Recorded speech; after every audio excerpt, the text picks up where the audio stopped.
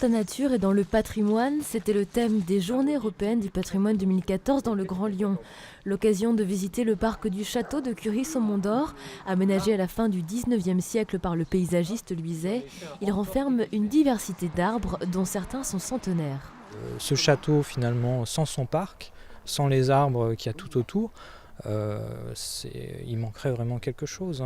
Et on a pu voir qu'au niveau écologique, il y avait vraiment un intérêt à avoir toute cette diversité d'arbres qui accueillent les oiseaux, la vie en général.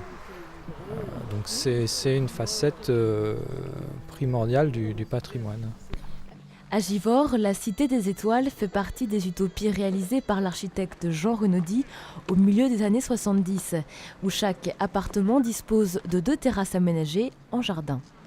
Je suis intéressée parce que j'en ai entendu parler, mais parce que je suis intéressée par l'architecture, surtout l'architecture de ce siècle, du XXe siècle. Ça passe donc par beaucoup d'architectes connus, comme bien sûr Tony Garnier.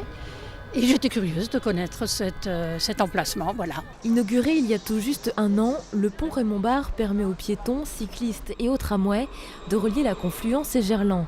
Et c'est de par son architecture qu'il attise la curiosité. Une promenade urbaine et une visite technique étaient organisées.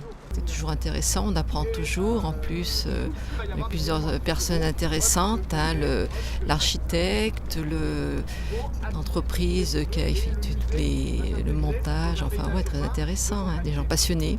Il y a un architecte qui a travaillé dessus, il y a eu toute une équipe et ça va rester durant au moins 100 ans, donc ça fera partie intégrante du patrimoine, oui.